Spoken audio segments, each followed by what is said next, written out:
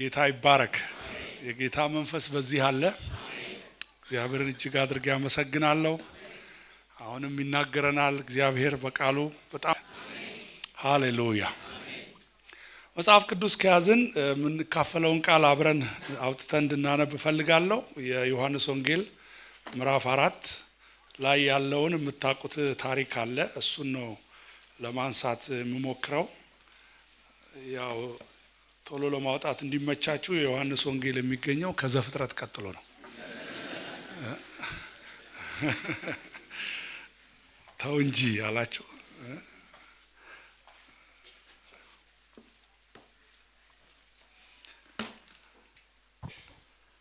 የምታውቁት ታሪክ ነው፣ ግን ከዛ ውስጥ እግዚአብሔር የሚያስተምረን አለ ብዬ አስባለሁ። ምዕራፍ 4 ከቁጥር 4 ጀምሮ ሙሉ ምዕራፉን ነው የምናየው፣ ግን ለመነሻ የተወሰኑ ቁጥሮችን እንመለከታለን። ምዕራፍ 4 ከቁጥር 4 ጀምሮ እንደዚህ ይላል። በሰማርያ ሊያልፍ ግድ ሆነበት።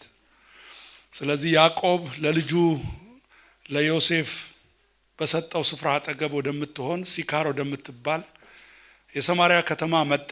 በዚያም ያዕቆብ ጉድጓድ ነበረ። ኢየሱስም መንገድ ከመሄድ ደክሞ በጉድጓዱ አጠገብ እንዲህ ተቀመጠ። ጊዜውም 6 ሰዓት ያህል ነበረ። ከሰማርያ አንዲት ሴት ውሃ ልትቀዳ መጣች። ኢየሱስም ውሃ ጠጪኝ አላት። ደቀ መዛሙርቱ ምግብ ሊገዙ ወደ ከተማ ሄደው ነበርና፣ ስለዚህ ሳምራዊቲቱ አንተ የይሁዳ ሰው ስትሆን ሳምራዊት ሴት ከመሆን ከኔ መጠጥ እንዴት ትለምናለህ አለችው። አንተ የይሁዳ ሰው ስትሆን ሳምራዊት ሴት ከመሆን ከኔ መጠጥ እንዴት ትለምናለህ አለችው። ይህንን ለምን እንዳለችው ዮሐንስ ኮሜንት ባያደርግልን ኖሮ አናውቅም። ለምን ነው እንደዚህ ያለችው የሚለውን አናውቅም ነበረ። ግን ጸሐፊው የዛን ዘመን ባህል የዛን ዘመን ሕዝብ በዛ መካከል የኖረ ስለነበረ ለአንባቢዎቹ ግልጽ ለማድረግ የዚህችን ሴት ንግግር ምክንያት ያስቀምጣል። እሱ ባያስቀምጥ ኖሮ እንደ ኮሜንታተር ኮሜንት ባያደርገው ኖሮ ይህን ቃል ለምን እንደተናገረች ብዙ ክርክር ዛሬ በመጽሐፍ ቅዱስ ሰዎች ዘንድ ይኖር ነበር። አንተ ይሁዳ ሰው ስትሆን ሳምራዊት ሴት ከመሆን ከኔ እንዴት ውሃ መጠጥ እንዴት ትለምናለህ አለችው የሚለውን ሲያስቀምጥ ምን ይላል? አይሁድ ከሳምራውያን ጋር አይተባበሩም ነበርና ለዚህ ነው ይህን የተናገረችው ይላል። ከዛ ኢየሱስ መልሶ እንደዚህ አላት፣ የእግዚአብሔርን ስጦታና ውሃ ጠጪኝ የሚልሽ ማን መሆኑንስ ብታውቂ አንቺ ትለምኚው ነበርሽ፣ የሕይወትንም ውሃ ይሰጥሽ ነበር አላት። ሴቲቱም ጌታ ሆይ መቅጃ የለህም፣ ጉድጓዱም ጥልቅ ነው። እንግዲህ የሕይወት ውሃ ከወዴት ታገኛለህ? በእውኑ አንተ ይህን ጉድጓድ ከሰጠን ከአባታችን ከያዕቆብ ትበልጣለህን? ራሱም ልጆቹም ከብቶቹም ከዚህ ጠጥተዋል አለችው። ኢየሱስም መልሶ ከዚህ ውሃ የሚጠጣ ሁሉ እንደገና ይጠማል። እኔ ከምሰጠው ውሃ የሚጠጣ ሁሉ ግን ለዘላለም አይጠማም። እኔ የምሰጠው ውሃ በእርሱ ውስጥ ለዘላለም ሕይወት የሚፈልቅ የውሃ ምንጭ ይሆናል እንጂ አላት። ሴቲቱም ጌታ ሆይ እንዳልጠማ ውሃም ልቀዳ ወደዚህ እንዳልመጣ ይህን ውሃ ስጠኝ አለችው። እንጸልይ።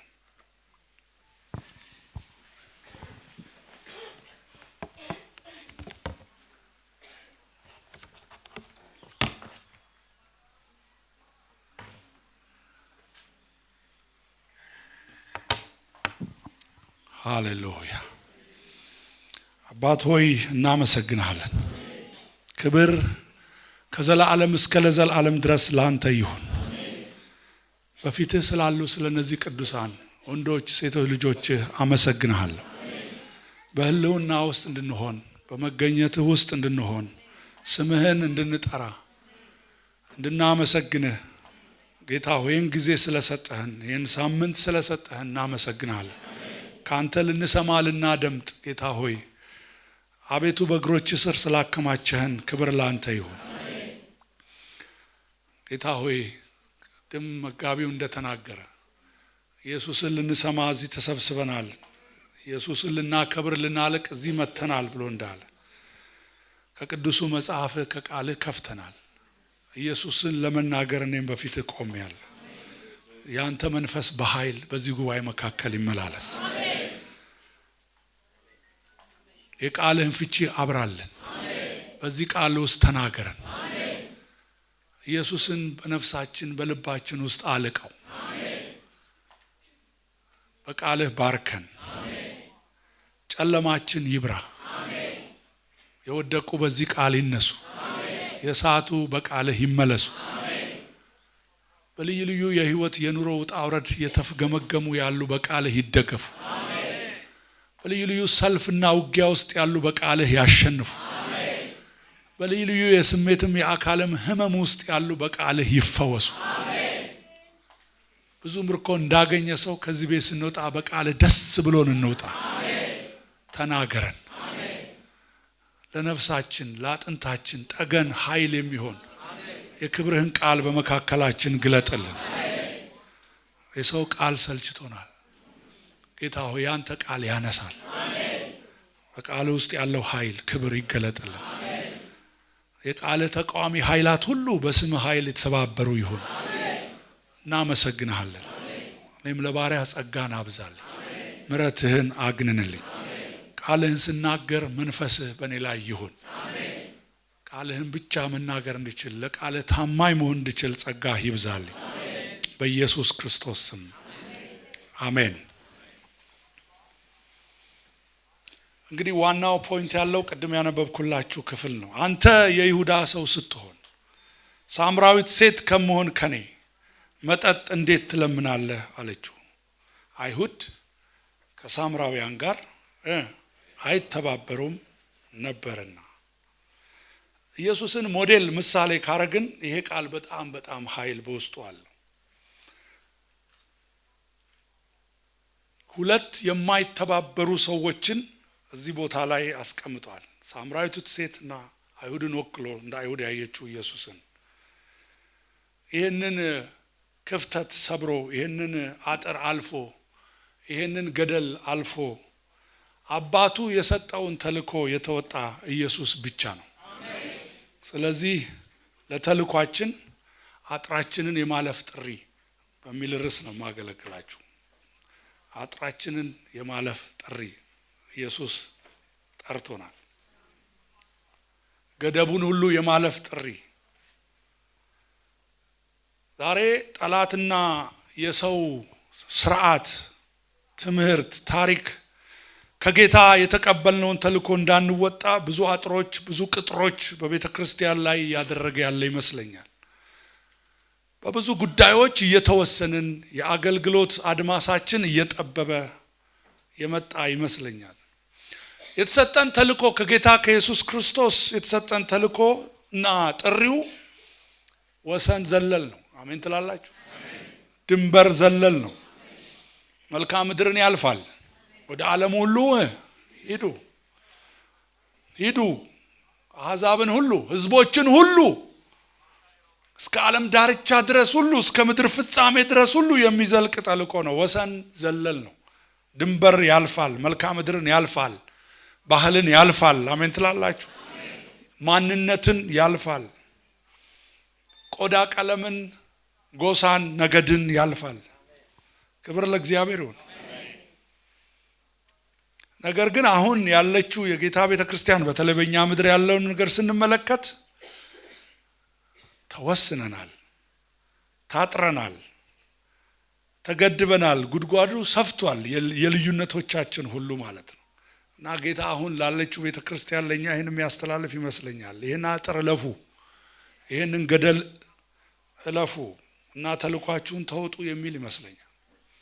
እርሱ ራሱ ደግሞ በተግባር ይሄንን አሳይቶናል። ምሳሌ ትቶልን ሄዷል። አሁን ባነበብነው ክፍል አንተ አይሁዳዊ ስትሆን ሳምራዊት ሴት ከመሆን ከኔ እንዴት ነው መጠጥን የምትለምነው? እንዴት ነው አልፈህ እኔን የምታናግረኝ?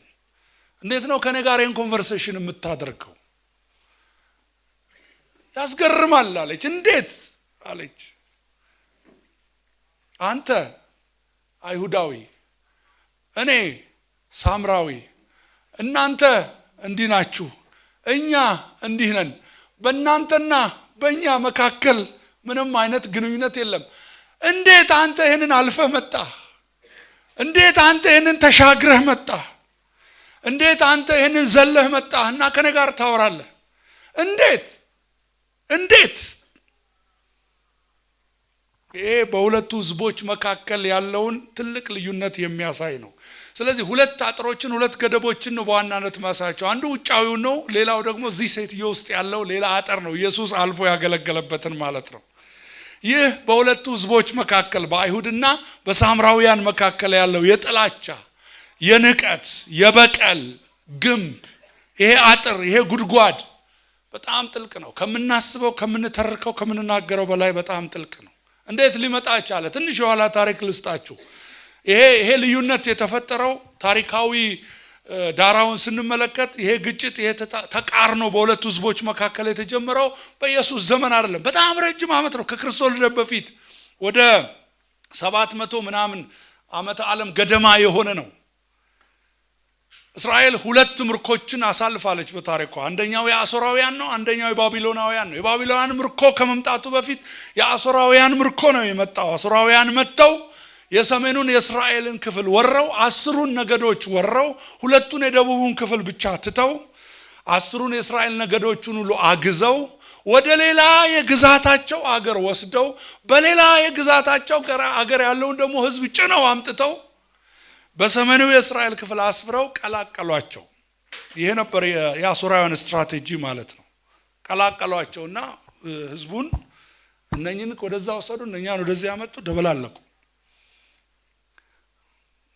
ያሁኑ ነው የሚለያየው እንጂ ድሮ ይደበላለቅ ነበር። ምን አልኩና ነው መስኩብኝ? እኔ ምን አልኩ? ምን ወጣኝ? ደበላለቋቸው እና መጥተው ከሰሜኑ እስራኤል ግዛት ያሉትን 10ን ነገዶች ወስደው ከወሰዱ በኋላ በሌላ የግዛታቸው ክፍል አስፍረው በሌላ የግዛታቸው ክፍል የሚኖሩትን ህዝቦች ደግሞ ወደ ሰሜን እስራኤል ግዛት አምጥተው በማስፈር ከአይሁድ ከቀሩት አይሁድ ጋር ቀላቀሏቸው። ስለዚህ ሳምራውያን ቅልቅሉ ማህበረሰብ ሆነ ማለት ነው። ድብልቁ ሆነ፣ ሳምራውያን ተባሉ። የተቀላቀሉ የተደባለቁ ሲንክሮናይዝድ የሆኑ ህዝቦች ሆኑ። በዚህ ምክንያት የቀሩት የደቡቡ ሁለቶቹ የእስራኤልና የቢንያም ነገድ ታች ያሉት ደቡቦቹ አይሁድ እነኚህን ህዝቦች መናቅ ጀመሩ።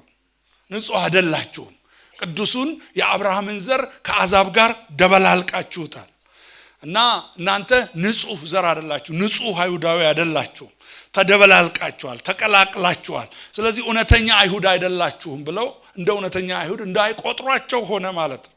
ስለዚህ ከነዚህ ሁለት ህዝቦች መካከል ይሄ ልዩነት እየሰፋ መጣ። ተደበላለቁ። በስጋ በዘር በጋብቻ ብቻ አይደለም የተደበላለቁት፣ በሃይማኖትም ተደበላለቁ። እምነትን በተመለከተ ሳምራውያን የተረፈቻቸው የሙሴን ህግ ቶራውን ህጉን ያዙ የቀሩት አይሁዶች ቅሬታዎቹ። ከዛ ደግሞ ከሌላ ክፍል የመጡ አሕዛብ ስለነበሩ እነኛ አሕዛብ ደግሞ የጣዖት አምልኮንና አሕዛባዊ ልምምድ ይዘው መጡ። ከዛ በኋላ ተቀላቀሉ። የጥንቆላን የአሕዛብን መናፍስታዊ አምልኮ ከይሁዲነት እምነት ጋር ቀላቀሉ። ስለዚህ ሁሉ ነገር የተደበላለቀ ሆነ ማለት ነው። ስለዚህ አምልኮ ማዕከላቸውን ኢየሩሳሌም ማድረግ ትተው እኛም እዚህ ታሪክ አለን፣ እኛም ህዝቦች አሉን፣ እና ያዕቆብ እና አብርሃም የሰገዱበት ተራራ አለ፣ ገሪዛን ተራራ፣ ያዕቆብ ከብቶቹ ልጆቹ የጠጡበት ይሄ ጉድጓዱ አለ፣ እኛም ቅዱስ ህዝብ አለን፣ እኛም የራሳችን አለን፣ የራሳችን የምናከብረው ህዝብ አለን፣ እናንተ ብቻ አይደላችሁም ብለው የራሳቸውን የሃይማኖት የተቀላቀለ ፈጠሩ። ከዛ ድብልቅልቅ ወጣ ማለት ነው። ከዚህ የተነሳ ሳምራዊ ማለት በዛ ዘመን ጋኔን ያለበት ጨካኝ አረመኔ የሆነ ማህበረሰብ ተደርጎ ተቆጠረ።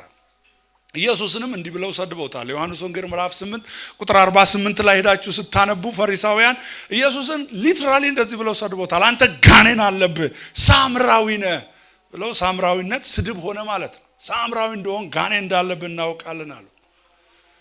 ስርዓታቸውን ቀላቀሉ። የራሳቸው የክህነት ስርዓት ፈጠሩ። የራሳቸውን መቅደስ ሰሩ። የራሳቸውን ሃይማኖታዊ ስርዓት አበጁ። ስለዚህ ይሄ የስጋ የቤተሰብ የጋብቻ መቀላቀል ብቻ ሳይሆን የእምነት መቀላቀል የባህል መቀላቀል ፈጠሩ። ፖለቲካዊ ግጭታቸውን በጣም የተካረረ ነበር በእነኚህ ሁለት ህዝቦች መካከል። በእርግጥ ኢየሱስ በሚያገለግልበት ዘመን ሁለቱንም የግዛት ክፍል የሚገዙት ሮማውያን ናቸው። ተገላግለዋል። ማንም አይገዛም። እኩል ቅኝ ገዢ ተገዝተዋል። ግን ለነጻነት የሚደረጉ ትግሎች ነበሩ በዛ ዘመን፣ በሳምራውያንም ወገን በአይሁድም ወገን። ግማሾቹ ዮርዳኖስ ጫካ ውስጥ የገቡ፣ ግማሾቹ በየተራራ ላይ የዘመቱ ከሮማ አገዛዝ ለመላቀቅ የሚፍጨረጨሩ ብዙ ውጊያዎች በየጫካ ውስጥ ይደረግ ነበር። ግን ገና ነፃ ሳይወጡ እርስ በርስ ተዋጊዎች ሁሉ ይጣሉ ነበር። ለምንድነው የሚጣሉት? እነዚህ ሳምራውያን ከሮማ አገዛዝ ነፃ ስንወጣ የራሳችን ነፃ ግዛት የራሳችን ነፃ አገር ነው የምንመሰርተው ብለው ያስባሉ። አይሁዶች ደግሞ ኖ አይሆንም፣ ይሄን ነገር ልታደርጉ አትችሉም።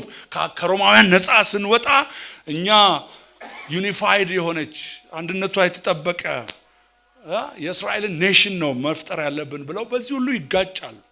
ይህ ልዩነት በዘመናት መካከል እየተንከባለለ የተጠናካከረ ሄዶ የጥላቻ የበቀል በዜማ በግጥም በተለያየ አይነት ነገር በቂም በአመፃ እየደደረ ሄደ።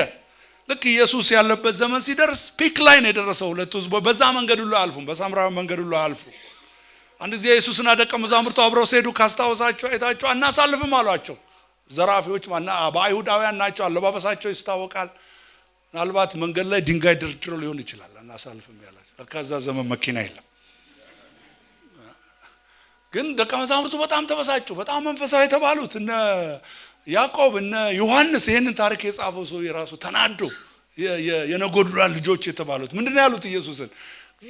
ጌታ ሆይ ኤልያስ እሳት ከሰማይ አውርዶ እነኛን 50 ሰዎች እንደበላ በዚህም ህዝብ መካከል እሳት ወርዶ ይብላቸው ብለን እንዘዝ አለው። ይሄን ያልነበረ የኢየሱስ ደቀ መዛሙርት ራሱ ለዛ ህዝብ የነበራቸው ጥላቻ።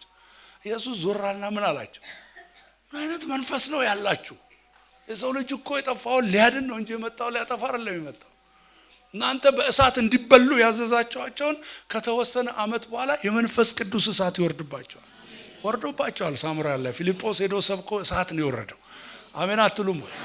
ሃሌሉያ። ጌታ አንተ እንደሚያስባስብን በሉት ከጎናቸው አለ። ምን እንደሚያስብ ባላቅ ለእሳት የተመኙት ምድር የመንፈስ ቅዱስ እሳት መውረጃው ነው። ኢየሱስ ጌታ ነው። አይሰማኝም? ኧረ ኢየሱስ ጌታ ነው።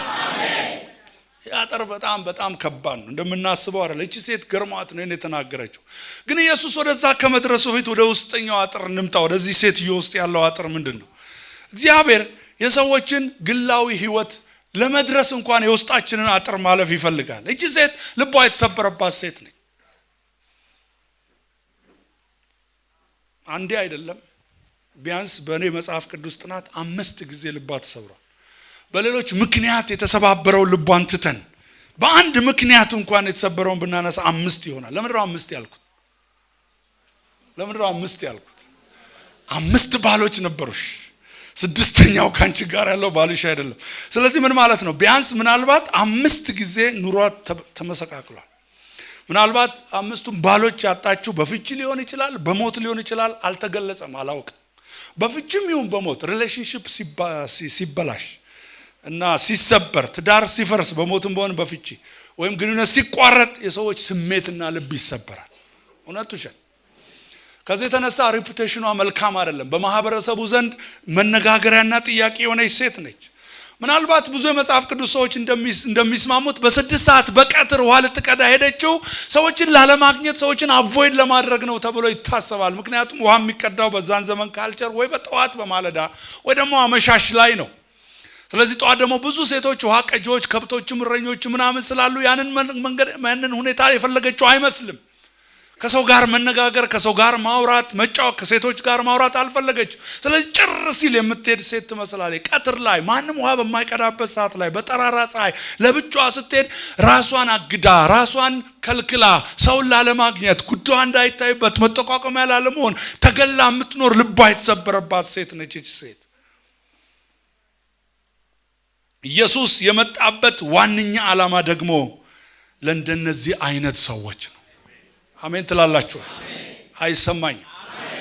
አይሰማኝም? ትክክለኛዋ ሴት ለኢየሱስ አገልግሎት የምትመች እቺ ነች። እዚህ ልባችሁ የሰበረ ሰው አላችሁ፣ በተለያዩ ምክንያት ያዘናችሁ፣ የቆሰላችሁ፣ ሁኔታዎች ደብቃችሁ ያላችሁ፣ ጉዳያችሁን ሁሉ ከድናችሁ የተቀመጣችሁ ሰዎች አላችሁ። የኢየሱስ አገልግሎት የእናንተን ልብ ይፈልጋል።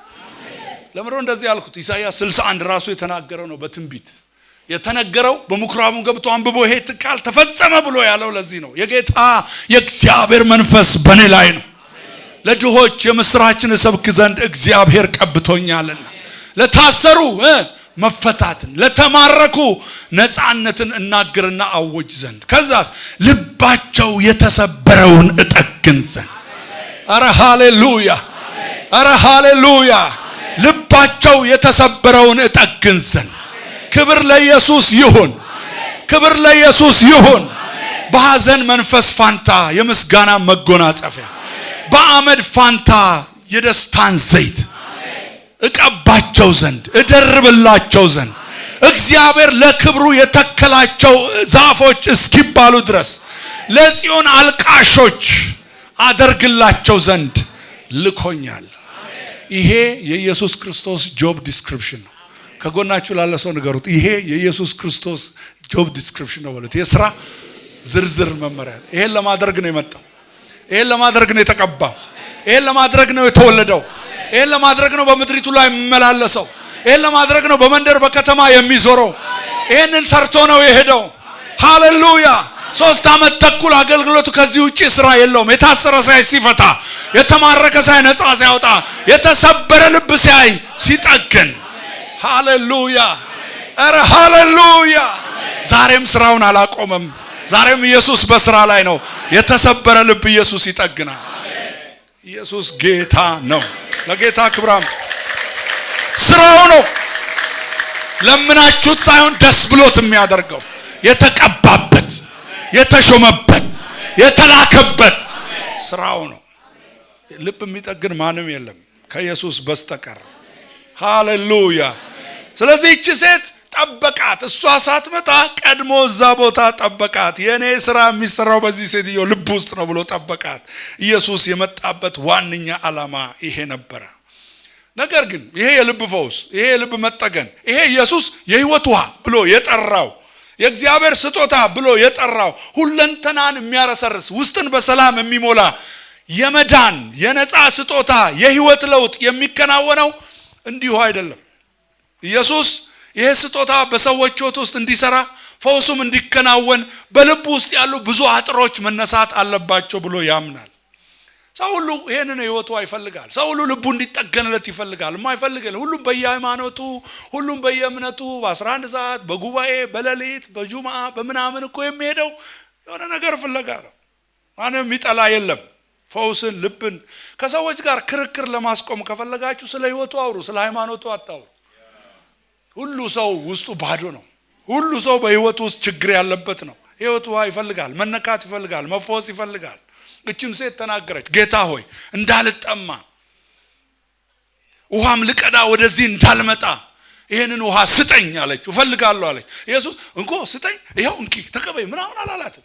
ብዙ ስቴፖች ሄዷል። ያንን ላሳያችሁ ሞክረው። እንኪ በቃ ፈልገሻል፣ በቃ እጅሽን ዘርጊ ተቀበይ አላላትም። ስጠኝ ስትለው እሰጥሻለሁ፣ ግን ፕሪኮንዲሽን አለ። ብዙ አጥሮች አሉ መፍረስ ያለባቸው በውስጥሽ ውስጥ፣ ስሜትሽ ውስጥ፣ ነፍስሽ ውስጥ፣ ልብሽ ውስጥ የተከማቹ ነገሮች፣ ድንጋዮች፣ አጥሮች መውጣት፣ መነቃቀል፣ መወላለቅ አለባቸው። ዛሬ ኢየሱስ ሄደ ያደርጋል ብቻ። ክብር ለኢየሱስ ይሁን፣ ክብር ለኢየሱስ ይሁን። እና እሱ የራሱ መንገድ አለው። ምንድነው የመጀመሪያ የጠየቃት? ምንድነው በውስጣችን አምቀን የያዝናቸው ነገሮች እንድንለቅ ጌታ ይፈልጋል። የተያዙ ነገሮች፣ የከረሙ ነገሮች፣ በዚህ ሴትዮ ውስጥ ያለ ውሸት፣ በዚህ ሴትዮ ውስጥ ያለ ሽንገላ፣ በዚህ ሴትዮ ውስጥ ያለ ማስመሰል እንዲወጣ ኢየሱስ ይፈልጋል። ይሄ ውሸት፣ ሽንገላ፣ ማስመሰል ከኛ ውስጥ እንዲወጡ ይፈልጋል። ትፈልጋለሽ ህይወቷ? ኦኬ እፈልጋለሁ። ሄደሽ ባልሽን ጠርተሽ ነይ አላት። ዋት አለ። ይሄ ኢሹ የሷ ታቡ ኢሹ ነው። ልትናገረው ማትፈልገው፣ ሰው ሊያነሳበት ማትፈልገው፣ ሰው እንዲያነሳባት ማትፈልገው፣ የህይወቷ ቁስል የሆነ ጉዳይ ይሄ ወሬ እንዲነሳ ማትፈልገው። ይሄን ወሬ ሽሽት አይደለ በ6 ሰዓት የመጣችው ሰው የተቃቆመባት ስንት ባሎች እቺ ሴትዮ ምናምን የምትባለውን ጉዳይ ይሄ ሰው የእንግዳ ነው፣ አይሁዳዊ ነው፣ በእኛ መንደር አይኖርም፣ ስለዚህ ሌላ ሊያወራለው ብላ ስትል አመጣና ዋናውን ኢሹ ነካባት። ባልሽን ጠርተሽ ነው ያላት። ዋት እና ባጭሩ ይሄን ሁኔታ ማለፍ ፈለገች። ወዲያው ባጭሩ አንዳንድ ሰው የሆነ ነገር ስታወራው ያን ጉዳይ የማይፈልግ ከሆነ ካወቀ ዛሬ አንተ ደመና ነው ዝናቡ እየመጣ ነው ማለት ሌላ ነገር ታውቃለህ ማለት ያ ጉዳይ እንዲነሳበት አልፈለገም ብለህ ተዋለህ። ኢየሱስ ግን አይለቅም። ንገሩት ከጎናችሁ ዛሬ አትለቀቅም ተባሉ። ባልሽን ጠርተሽ ነው ባል የለኝም አለች ባጭሩ። ኦኬ ብሎ አላለፈም። አዎ እቺ ሴት የህይወት ውሃ ትፈልጋለች፣ ግን ልቧ ውስጥ ደብቃ ስብራቷን፣ ህመሟን፣ ቁስሏን፣ ይቅር አለማለቷን አፍና ይዛ መኖር ነው የምትፈልገው። ኢየሱስም በቅኔ በፍልጣዊ አነጋገር ጀንትል ስለሆነ ኢየሱስ እንዳሁኑ እንደኛ አይነት ነቢያት የእግዚአብሔርን ሰው አንቺ ተዋሻለሽ አንቺ ስንትና ስንት ባሎች ይዘሽ ነይ ታየኛል ምናምን አላላትም ኢየሱስ። ታይቶታል ግን ጀንትሊ ነው ያወራው። ታይቶታል ግን ባል የለኝም በማለትሽ እውነት ተናግረሻል። 5 ባሎች ነበሩሽና አሁንም ካንቺ ጋር ያለው ባልሽ አይደለም። ጀንትል መገለጡን ትንቢቱን በአክብሮት በጥበብ ነገራት። ይሄ ምን ያለት እንደሆነ ታውቃላችሁ? ለምን ትዋሻለሽ? ለምንስ ራስሽን ታታለያለሽ? ለምንስ ራስሽን ትሸነጊያለሽ? ልክ የዛ ሰዓት ደነገጠች። አንደኛው አጥሯ ተነካ። ሰው በጣም ከባድ እንደሆነ የምታውቁት ልክ ይሄ አጥር ሲነካ ቶሎ ብላ ይሄ ሰው መንፈሳዊ እንደሆነ አወቀች፣ ተራ ሰው እንዳልሆነ አወቀችና ወዲያው ነብይ እንደሆነ አወቀች። ነብይ ነህ አለችውና ወዲያው ነብይ መሆኗን ስታውቅ መንፈሳዊ ቋንቋ ማውራት ጀመረች፣ ቀየረች። አሁን ወደ መንፈሳዊ ቅብቅ ውስጥ ገባች ማለት። ሰው እንደዛ ነው ያደረገው። የሆነ ነገር ስታወራ አብሮ አንተን ትመስሎ ምናምን ያወራል፣ አንተን መስሎ ምናምን ያወራልና መንፈሳዊ የመምሰል የሃይማኖት ፍክክር ውስጥ ገባች። ነብይ ነህ አለችው። አንደኛው አጥሯ ልክ ሲነካ ሌላውን መከላከያ ይዛ ቀረበች። ነብይ ነህ አለችው። ስታሞግሰው ደስ የሚለው መስሏት ማለት ነው። እውነት ነው ኢየሱስ ነብይ ነው፣ ግን ከነብይም በላይ ነው። ሃሌሉያ። ኢየሱስን በነብይነት ማወቅ አያድንም። ነገሩት ከጎናችሁ ላለ ሰው እዚህ ሰፈርም ካለ በነብይነት ማወቅ አያድንም። ኢየሱስን በነብይነት ማወቅ ደህንነትና የልብ እውነተኛ ፈውስ አያመጣም። እንደውም የነቢያቱን ታሪክ ስታዩ ኢየሱስ በጣም የተለየ ነብይ ነው። ሌሎች ነቢያት የተገለጠላቸውን ብቻ ነው የሚያውቁት እንጂ ሌላ ነገር አያውቁ። አትፍሩ። አንዳንድ ነቢያት ያስመስላሉ፣ ሁሉንም ያውቁ ይመስላሉ፣ አያውቁም። ሁለት ምሳሌ ልስጣችሁ። ብዙ ምሳሌ አለ ከእግዚአብሔር ቃል። ሳሙኤል ከዳን እስከ ቤርሳቤህ ድረስ ነብይ እንደሆነ የታወቀ ከአፉ ቃል መሬት ጠብ የማይል በበጋ ዝናብ አምጥቶ የሚያዘንብ የእግዚአብሔርን ድምጽ ገና ከሕፃንነቱ ጀምሮ መስማት የተለማመደ ምናልባት በ6 በ7 በ8 ዓመት እግዚአብሔር የሚያናግረው the most experienced የሆነ ነብይ በምድሪቱ ላይ እግዚአብሔር ሊያደርግ ያለውን ነገር ሁሉ የሚሰማውን ሰው ሁለቱን ጆሮቹን ጨው የሚያደርግ ነገር ለማድረግ ሲመጣ እግዚአብሔር የሚናገር። ሳኦል ገና ሳይመጣ በፊት ለሳኦል የተዘጋጀው ምግብ አስቀምጦ ይመጣል ጠብቀው ሲባል ገና ሲመጣ ለምን ቆይ አንተን አይደለም ጠብቀው ብሎ የሚናገር እግዚአብሔር ብዙ ነገር የገለጠለት ሰው። ግን ያ ማለት ሁሉን ያውቃሉ ማለት አይደለም። እግዚአብሔር ወደ እሴ ቤት ሄደ ከእሴ ልጆች መካከል አንዱን ንጉስ እንዲሆን ቀባልኝ የዘይት ቀንድን ወስደ ብሎ ሲለው የዘይት ቀንዱን ወስዶ ሲሄድ የትኛው ልጅ ማናው ልጅ እንደሆነ እግዚአብሔር አልነገረው። ዝም ብሎ ወደ እሴ ቤት ከልጆቹ መካከል አንዱን ተቀባልን ያለው አላወቀም። እና ሄዶ ወደ እሴ ቤት ሄደና ልጆችን ሁሉ ሰብስብልኝ አለው። ልጆቹን በጠቅላላ በቁመት ይሁን በእድሜ አላቅም ብቻ ደርድርልን። እሴ ራሱ አንዱን ልጁን አላመጣውም። የመጨረሻ ልጁ የት ነው ያለው? ጫካ በግ ሲጠብቅ ነው ያለው፣ አልመጣም። እና ተደረደረ። የዘይት ቀንዱን ያዘ። ያ ስንት ነገር የሚያውቅ ነብይ እግዚአብሔር የትኛውን እንደሚቀባ እንኳን አላወቀም። እና አንስቶ እንደኔ ረጅሙን ትከሻው የሰፋውን ዘለግ ያለውን እግዚአብሔር የሚቀባው በፊቱ ነው ብሎ ሊያፈስ ሲል እግዚአብሔር መንፈስ ነው አለው። ቁመቱን ትከሻ ስፋቱን አይተህ አትሳሳት። ሰው ፊትን ያያል፣ እግዚአብሔር ግን ልብን ያያል። እኔ ንቄዋለሁ ይሄ አይደለም አለው። እግዚአብሔር በመከልከልም ይመራል በሉት ከጎናችሁ ላለው ሰው በመከልከልም ይመራል። አሁንም ከለከለው እንጂ የትኛው እንደሆነ አሁንም አልነገረውም። ሁለተኛው ይሆናል ብሎ ሁለተኛውን ሲመክር ይሄም አይደለም አለ። ሶስተኛው ይሆናል ሰው ይሄም አይደለም አለ። ሁሉንም ጨረሰ። ከዛ መጨረሻ ቁጭ አለ፣ ደክሞት ቁጭ አለ። ቁጭ ለማለስቲኝ ቁጭ አለ። ቆይ አንተ ሰውዬ ሌላ ልጅ የለህም እንዴ አለው።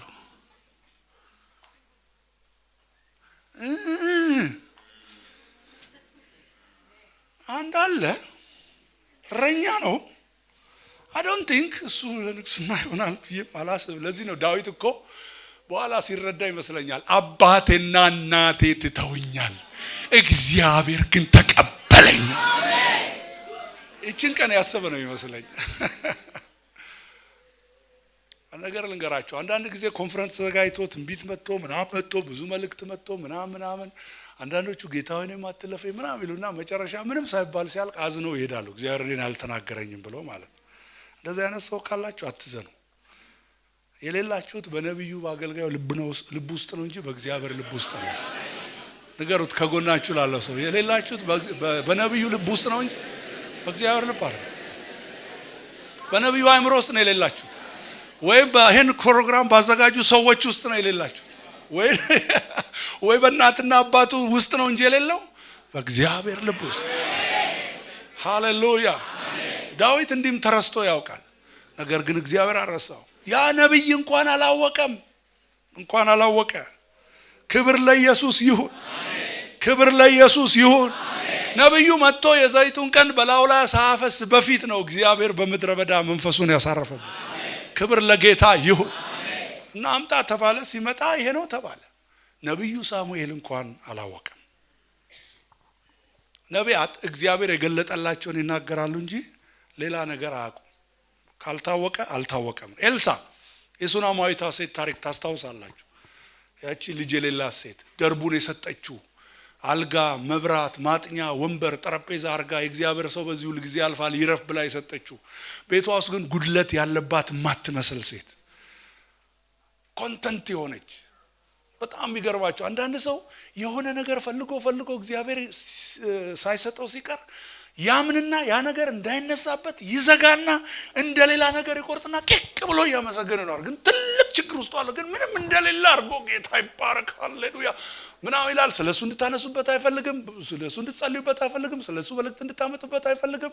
እኔ ጌታዬን መኖር ምናምን ብሎ ይበቃኛል ብሎ ያቺ ሴት ሱናማይታ ሴት ምንም አትለምነውም፣ አትጠይቀውም። ምን ብላ ትኖራለች? ትመግበዋለች፣ አስራት ታወጣለች፣ ገንዘብ ትከፍላለች፣ እግዚአብሔርን ሰው ታረጋለች። ለኔ ግን ጸልይልኝ ብላ አንድ ቀን አታውቅም። ለስንት ሰው የጸለየ ስንት ታምር የሚያደርግ እግዚአብሔር ሰው ማለት አልፈለገ አይሆንም ብላ ደምድማለች፣ ጓዳዋን ቆልፋለች፣ ውስጧን ደብቃለች። ከዚህ በኋላ እግዚአብሔር የኔን ጉዳይ አይን ብላ ትናርጋለች። ኤልሳ በጣም ተገረመ፣ ተደነቀ። እቺ ሴት የሁሉ ነገር አረገችልን፣ ምን እናርግላት ብሎ የዚችን ሴት ችግር የነገረው መንፈስ ቅዱስ አይደል? የዚችን ሴት ችግር የነገረው ማን ነው? አገልጋዩ ጊያዝ። ነቢያት ሁሉንም አያውቁም። ንገሩት ከጎናቸው ራሱ እንደ ጌታ እቺ ሴት እኮ ልጅ የላትም አለ። ልጅ የላትም እንዴ? አዎ ልጅ የላትም። እንዴ ነችና እንዴት አላውቅ በእኔ አላ መጣች። ሌላ ነገር የምታዘው የዛሬ ዓመት በዚህ ጊዜ ወንድ ልጅ ትታቀፋለች ይላል። አለኝ የእግዚአብሔር ሰው ዋናውን ነገር ነካ። ብዙ ጊዜ እንደዚህ ተብዬ ልቤ ተሰባብሯል። ድጋሜ ልቤ እንዲሰበር አልፈልግም። በያው ነፍስ እመላለሁ። ይሄን ጉዳይ አታንሳብኛል። ተናግሬያለሁ አላት። እንዳለው ሆነ። ክብር ለጌታ ይሁን። እዚህ ሴትዮ ታሪክ በዚህ ብቻ አያወቃም። ልጇ ካደገ በኋላ ይሄ ልጅ ሞተ። ልጅ እንደሌላትም አላወቀም፣ መሞቱንም አላወቀም። ተናደደች። እኔ ያልኩት ይሄ አይደለም ወይ? የዋንጫ ነች። ልጁን አልጋዋ ላይ ያደረገች፣ አልቀብርም አለች። ቀጥታ እግዚአብሔር ሰው ያለበት ቦታ ከነፈች መጣች። የእግዚአብሔር ቃል ሲናገር በጣም ነው የገረመኝ። ወደ ተራራማው ወደ እግዚአብሔር ሰው መጣች። ወደ ተራራማው እግዚአብሔር ሰው በመጣች ሰዓት እየሮጠች በእልህ ነው የመጣችው። እግሩን ይዛ የሆነ ነገር ልትለው ነው የመጣችው። ጊያዝ ሊያረቃት ሞከረ። እግዚአብሔርን ሰው እንደዚህ አይደለም የምትነኪው ምናምን ብሎ ሊያረቃት ሞከረ። ግን እግዚአብሔር ሰው አየና እንደዚህ አላት። ነፍሷ አዝናለች። ተዋት። ምን እንደሆነች አላውቅም። እግዚአብሔር ያንን ከእኔ ሰውሮታል፣ አልነገረኝምም ማለት አያውቅም። ትልቅ ኢሹ ሆኗል፣ ግን አያውቅም። ስለዚህ አቁም። እነኛ አይነት ፒክ የደረሱ ነቢያት ካላወቁ ዛሬ ያሉት ነቢያትማ ግን ያስመስላሉ። አንዳንዶቹ አሁን ፊትህ ምናምን ስትቆም ምናምን ትፈራለህ። እነሱ ፊት ልክ ስትቆም ምናምን ያርገው ስካን የሚያረጉ ምናምን ይመስልና ትፈራለህ። ደግሞም ያስመስላል። ምንም ስካን የሚያረጉት ነገር የለም። ምንም አትፍሩ። እግዚአብሔር የገለጠላቸውን ብቻ ነው የሚያውቁ። ወደ ኢየሱስ ግን ስንመጣ ዮሐንስ ያስቀምጥልን። ዮሐንስ ወንጌል ምዕራፍ 2 ከቁጥር 24 እስከ 25 ላይ ሃሌሉያ። ነገር ግን ኢየሱስ ሰዎችን ሁሉ ያውቅ ነበር። ሰዎችን ሁሉ በሉ እስቲ ጮክ በሉና፣ ሰዎችን ሁሉ ያውቅ ነበር። በመገለጥ አይደለም የሚያውቀው፣ በመለኮታዊ ኃይሉ ነው የሚያውቀው። ሰው በመገለጥ ተገልጦልህ ነው የምታውቀው። ሰውን ሁሉ ማወቅ ግን በመለኮት ዕውቀት ነው የምታውቀው። እንደ ነቢያት አይደለም። ይበልጥ ሰዎችን ሁሉ ያውቅ ነበር። ስለ ሰውም ማንም ሊመሰክርለት አያስፈልገውም። ወደ ኢየሱስ ሰውን አምጠ ኢየሱስ ከለ ይባላል፣ ናትናኤል ይባላል፣ በዚህ ነው። በጣም ጥሩ እግዚአብሔር የሚወድ ብታይ፣ አስራት ሲያወጣ ብታይ፣ በጣም የሚገርም ይሄንን ቤት እንትን ያደረገልን እሱ ነው ብለህ ልታስተዋውቀው አያስፈልገውም። ማንም ስለ ሰው ሊመሰክርለት አያስፈልገውም። ራሱ በሰው ውስጥ ያለውን ሁሉ ያውቅ ነበር። ኢየሱስ ነው ልብሽን የሚያውቅ ውስጥሽን የሚያውቀው። ሃሌሉያ። ስለዚህ እቺ ሴት ነብይ ነስትል እሱ ከነብይ በላይ ነው። ውስጧን አውቆ ባለለኝም በማለትሽ ተናግረሻል። አሁን ያለው ባልሽም አንቺ አይደለም፣ 5 ባለው ከዚህ በፊት ነበርሽ። የሁሉ ታሪክ እርሱ ስላደነገጠች ከኢየሱስ በቀር ሁሉን የሚያውቅ ማንም የለም። ወዲያው መንፈሳዊ ነገር ውስጥ ገባች። መንፈሳዊ ሰው ለመምሰል ሞከረች። ሌላ አጥር ይዛ መጣች። አንዱ አጥር ሲሰበርባት ሌላ ይዛ መጣች። ስለ ነቢያት ማውራት ጀመረች። ስለ ቤተሰቦቿ ማውራት ጀመረች። ስለምታመልከው ሃይማኖት ማውራት ጀመረች። ማስረዳት ጀመረች። መተንተን ጀመረች። ግን የልቧ ፈውስ የለም። ስለ ነቢያት፣ ስለ ቤተሰብህ፣ አንተ ስለምታመልከው ሃይማኖት ማወቅ፣ ማስረዳት ፈውስ አያመጣም። መከራከር፣ የሃይማኖት ክርክር፣ ጭቅጭቅ ፈውስ አያመጣም። እኛ እናንተ ምናምን እንደዚህ ነው ምናምን ብትል አወጣ ብትከራከር በየሚዲያው እንዲህ ነው እንዲያ ነው ብትል አመጣ። ለምስክርነትም ወጣ ዶክትሪንሹ ብትከራከር ወዲያ ብትል ምናምን ብትል ምንም አያመጣም። ተንታኝ ሆነች። አባቶቻችን በዚህ ተራራ ሰገዱ አለች። አባቶቿን ታሪክ ማውራት ጀመረች። አባቶቿን ሃይማኖት መናገር ጀመረች። አባቶቿ የተለማመዱትን ስፒሪቹዋል ኤክስፒሪየንስ ከእግዚአብሔር ጋር የነበራቸውን ኢንካውንተር ማውራት ጀመረች፣ መተረክ ጀመረች። ጥያቄው አሁን አንቺ አባቶችሽ ኢንካውንተር ያደረጉትን ላይፍ አሁን ተለማምደሽዋል ነው ጥያቄ። ታውቂዋለሽ ወይ ነው ወይስ ሲተረክ ነው የምታወሪው? ያዕቆብ በዚህ ተራራ ከብቶቹም ልጆቹም ጠጡ፣ ሰገዱ፣ እግዚአብሔርን አዩት። አባቶቻችን ብለሽ የምታወሪው ነገር አንቺ ዛሬ ያልምምድ አለሽ ወይ ነው? ዛሬ ካንተ ህይወት ጋር ምን ግንኙነት አለው ነው? አባቶቿ የተለማመዱት ልምምድ፣ አባቶቿ ያለፉበት ህይወት፣ አባቶቿ የተገለጠላቸው መገለጥ ማውራት ዛሬ ካንቺ ህይወት ጋር ምን ግንኙነት አለው? ዛሬ ያለሽን የልብ ስብራት፣ ዛሬ ያለሽን የልብ ሐዘን፣ ዛሬ ያለሽን መንፈሳዊ ኒድ፣ ዛሬ ያለሽን የውስጥ ህይወትሽን ጩኸት፣ ዛሬ ያለሽን የውስጥ ጥያቄ፣ ዛሬ አንቺን ካሰረው ኃጢአትና ጨለማ ጋር ምን ያገናኘዋል? ስለ ያዕቆብ ማውራት ይሁሉ ምትተነትኙ ካረዳሽ ምን ይሰራልሻል?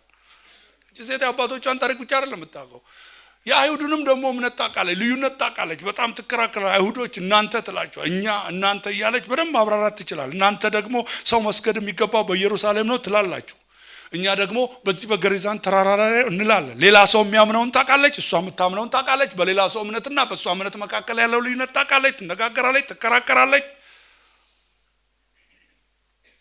በምታምነውና ሌላው በሚያምነው መካከል ያለው ነገር ታብራራለች። ዝም ብሎ ይሰማታል ኢየሱስ ታብራራ። ምን አይነት ምስኪን ነች ነው ይላል።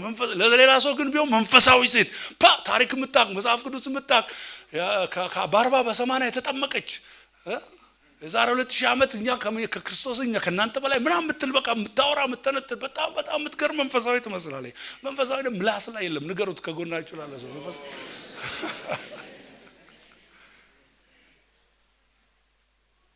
ከአንቺ ህይወት ጋር ይሄ የምታወሪው ምን ግንኙነት አለው? አንቺ ካሰረሽ ካስጨነቀሽ የከበረሰቡን ጥለሽ በ6 ሰዓት እየመጣሽ ከምትሸባቀቅበት ላይፍ ጋር ይሄ የምታወሪው እምነት ምን ግንኙነት አለው? ኢየሱስ በዚህ ሴት ህይወት ውስጥ የቀረውን የግብዝነት መንፈሳዊ መልክና የሃይማኖት አጥር ከህይወቷ ማንሳት ፈለገ።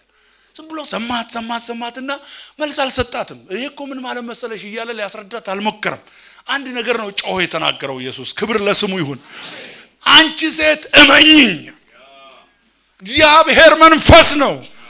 በስፍራ በቦታ በሁኔታ የሚወሰን አምላክ አይደለም። እርሱ በእውነትና በመንፈስ የሚያመልኩትን ይሻል፣ ይፈልጋል። ይሻል ማለት ምኞት ያድርበታል ማለት አይደለም። he is looking for ይፈልጋል። ልክ አንድ ሰው የጠፋበትን ነገር ለማግኘት እስኪያገኘው ድረስ እዚህም ነው ወይ ያለው ወይ ብሎ እንደሚፈልግ የት ጋር ያረኩት ብሎ እንደሚፈልግ እግዚአብሔር እውነተኞችን ይፈልጋል። የት ጋር ነው ያሉት ብሎ ይፈልጋል። የት ጋር ነው ያስቀመጥኳቸው ብሎ ይፈልጋል። በእውነትና በመንፈስ የሚያመልኩትን ይፈልጋል። በእውነትና በመንፈስ የሚያመልኩትን ይፈልጋል። በቦታም ይዞሩትን አይደለም ይፈልገው፣ በየቦታው የሚሄዱትን አይደለም ይፈልገው፣ እውነተኞችን ይፈልጋል። አረ ሃሌሉያ! አረ ሃሌሉያ!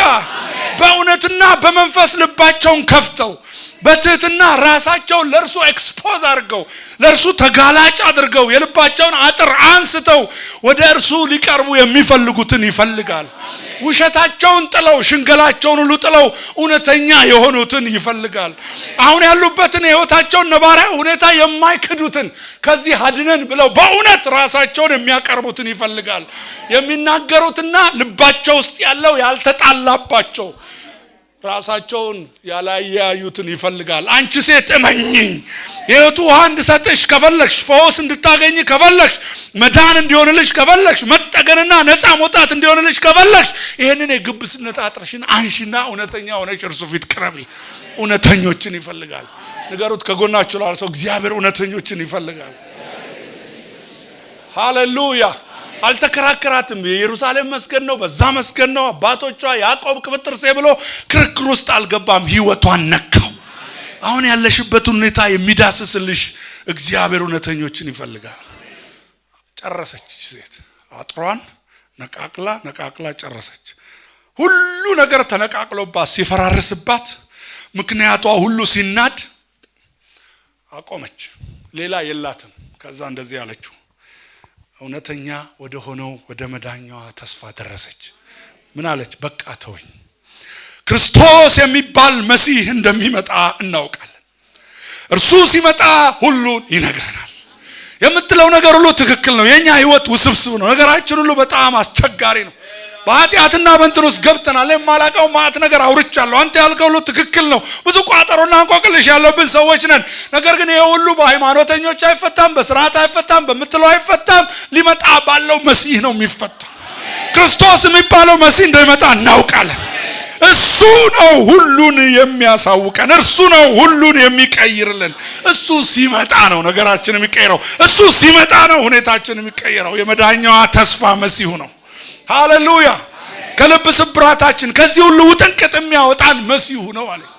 ናፈቀች ያንን መሲህ፣ ፈለገች ያንን መሲህ። ልባቸው የተሰበረውን የሚጠግን ተስፋ የተነገረለት መሲሁ ነው። እርሱ የሰው ሁሉ ጥያቄ መልስ ነው። እርሱ የእንቆቅልሽ ሁሉ መፍቻ ነው። እርሱ የቋጠሯችን ሁሉ ቁልፍ ነው። ሃሌሉያ። እርሱ ሲመጣ አለች እሷ። እንደመጣ ግን አላወጭም። እኛ ዛሬ ወደዛ መልክን እርሱ ሲመጣ ሁሉን ይነግረናል ሳይሆን እርሱ መጥቷል። አይሰማኝም። እቺ ሴት ትክክለኛዋ ቦታ ላይ መጣች። ሃሌሉያ። ደጃፉ ላይ ደረሰች። የመዳኛ ደጃፏ ላይ ደረሰች። የመዳኛ ተስፋ ላይ ደረሰች። ታሪኳ ሁሉ ቆመች። ልቧ ተዘጋጀ። ልክ እንደ እርሻ ጥሩ ዘር ለመቀበል እንደሆነ እርሻ ተዘጋጀ። ኢየሱስ ደስ አለው። እዚች ደረሳ ላይ ደረሰች። እሱ ሲመጣ ሁሉን ይነግረናል። ክርስቶስ የሚባለው መሲህ እንደሚመጣ እናውቃለን። ስለ ኢየሱስ ፈገግ አለ። እንደዚህ አለ። ኢየሱስ እንዲህ አላት፣ የምናገርሽ እርሱ እኔ ነኝ አላት። የገባ ሰው ብቻ ጮክ ብሎ አሜን ይላል። የምናገርሽ እኔ እርሱ ነኝ አላት። ያ የምናገርሽ ርቀት አርገሽ ያየሽው ገና ይመጣል ብለሽ ያረዘምሽው እርሱ ደጅሽ ላይ ቆሟል። እሱ ፊት ለፊትሽ ላይ ቆሟል። አላወቅሽውም እንጂ የህይወት ውሃ ከሱ አፍ እየቀዳሽ ነው። የህይወት ውሃ ከሱ አፍ እየጠጣሽ ነው። ሳታውቂው ህይወት እየገባብሽ ነው። ወንዙ እየፈሰሰብሽ ነው። መዳን እየፈሰሰብሽ ነው። የእግዚአብሔር ስጦታ እየፈሰሰብሽ ነው። እርሱ እኔ ነኝ አላት። የምናገርሽ እድለኛ ነሽ አንቺ ሴት። የምናገርሽ እርሱ ነው። አርቀሽ ያየሽው የተነገረለት ያ መሲህ የቋጠሯችን ሁሉ መልስ ነው ብለው የጠበቅሽው እርሱ ነኝ አላት። ሃሌሉያ። ኧረ ሃሌሉያ። ልክ በዚህ ጊዜ አሁን ልስበካችሁ፣ በደንብ ስሙኝ። ልክ በዚህ ጊዜ ንግግሩና ውይይቱ አለቀ። ኮንቨርሴሽኑ ተቋጨ፣ ተደመደመ። ከዚህ ንግግር በኋላ የምናገርሽ እርሱ እኔ ነኝ ካለት በኋላ እርሱም ሌላ ቃል አልተናገረም፣ እርሷም ሌላ ቃል አልተናገረችም። እሱም ሌላ ትምህርት አላስተማራትም፣ እሷም ሌላ ጥያቄ አልጠየቀችውም። ክብር ለኢየሱስ ይሁን። ኧረ ክብር ለኢየሱስ ይሁን። ክብር ለኢየሱስ ይሁን። ክርስቶስ የሚባል መሲህ እንዲመጣ አውቃለሁ። እርሱ ሲመጣ ሁሉን ይነግረናል ስለው ኢየሱስ የምናገርሽ እኔ እርሱ ነኝ አላት። በዚያ ጊዜ ሌላ ንግግር ቆመ። ሃሌሉያ። ልክ በዚህ ጊዜ ደቀ መዛሙርቱ መጡ። ትክክለኛ ሰዓት መጡ። እሷም አልተናገረችም፣ እሱም አልተናገረም። መሲሁ ከታወቀ በኋላ ሌላ ትምህርት አያስፈልግም። መሲሁ ከተገለጠ በኋላ ሌላ ንግግር አያስፈልግም። ተጨማሪ መገለጥ አያስፈልግም። ተጨማሪ ወሬ አያስፈልግም። ተጨማሪ ማብራሪያ አያስፈልግም። የጥያቄው መልስ ከተገኘ በኋላ ሌላ ጥያቄ አያስፈልግም። የምናገረሽ እኔ እርሱ ነኝ ካለ በኋላ ተደመደመ፣ ተቋጨ፣ ፍጻሜን አገኘ። ውይይቱ ተቋጨ። እርሱ የጥያቄ ሁሉ ማቆሚያ ነው። እርሱ የክርክር ሁሉ መዝጊያ ነው። እርሱ የነገር ሁሉ ፍጻሜ ነው። እርሱ ከታወቀ በኋላ ሌላ ነገር ማውራት አያስፈልግም። እዚህ ጋር ታሪክ ተቀየረ። እዚህ ጋር ህይወት ተለወጠ። እዚህ ጋር የህይወት ውሃ ፈሰሰ። እዚህ ጋር እርካታ ፈሰሰ። እርሱ ከታወቀ በኋላ ሌላ ነገር አያስፈልግም። ንገሩት ከጎናችሁ ላለ ሰው እርሱ ከታወቀ፣ እርሱ ከተገለጠ፣ እርሱ ከገባሽ በኋላ ሌላ ማብራሪያ፣ ሌላ ትንታኔ፣ ሌላ ትምህርት፣ ሌላ ጥያቄ፣ ሌላ የሰው ንግግር፣ ሌላ ሞቲቬሽናል ስፒች፣ ሌላ አንቺን የሚያነቃቃ ነገር፣ ሌላ አንቺን የሚያስደስት ነገር የለም። ለኛ የለም። ከሱ መታወቅ ውጪ ሌላ ንግግር አያስፈልገንም። ከሱ መገለጥ ውጪ ሌላ ወሬ አያስፈልገንም። ሌላ ማብራሪያ አያስፈልገንም። አከተመ። ሃሌሉያ ሃሌሉያ።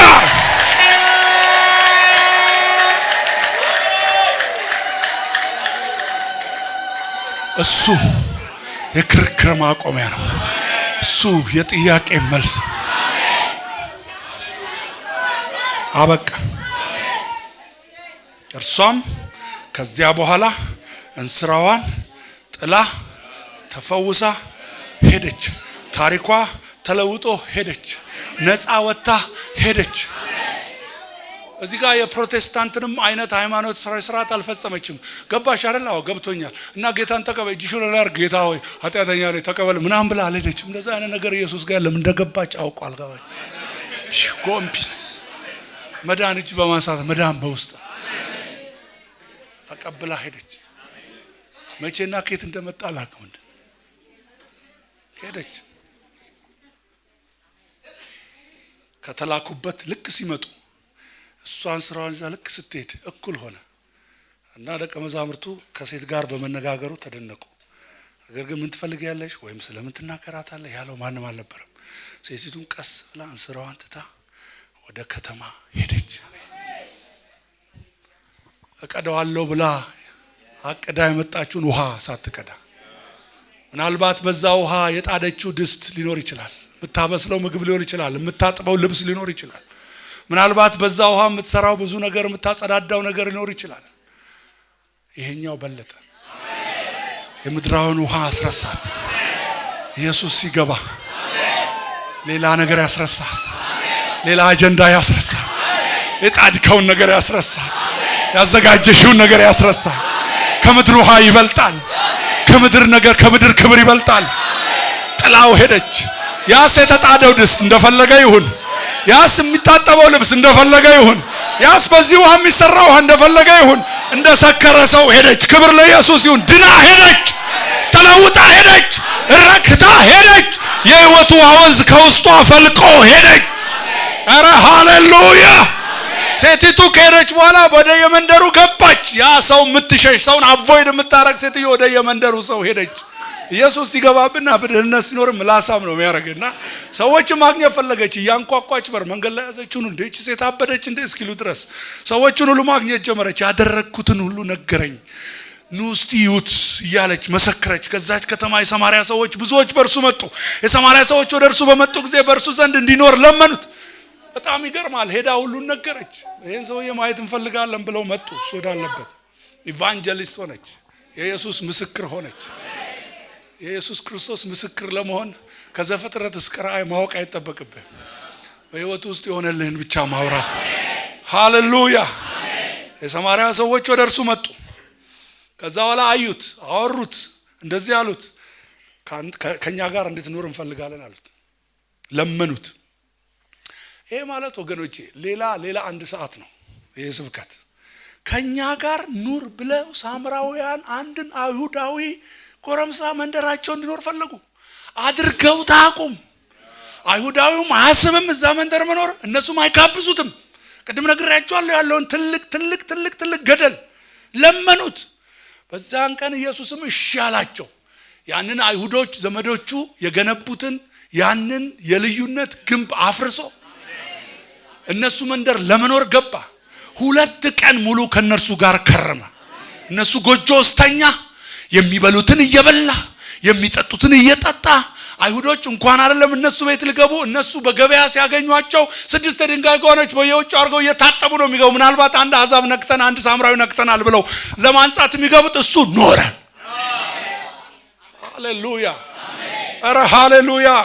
ይሄ ሚራክል ነው። እርሱ ኖረ። 2 ቀን ሙሉ ምን አወራላቸው? ዮሐንስ አልጻፈም፣ ግን ያወራላቸው ከነሱ ንግግር ትረዳላችሁ። ሴቲቱንም እንደዚህ አሏት፣ አሁን የምናምን ስለ ቃልሽ አይደለም፣ እኛ ራሳችን ሰምተነዋል።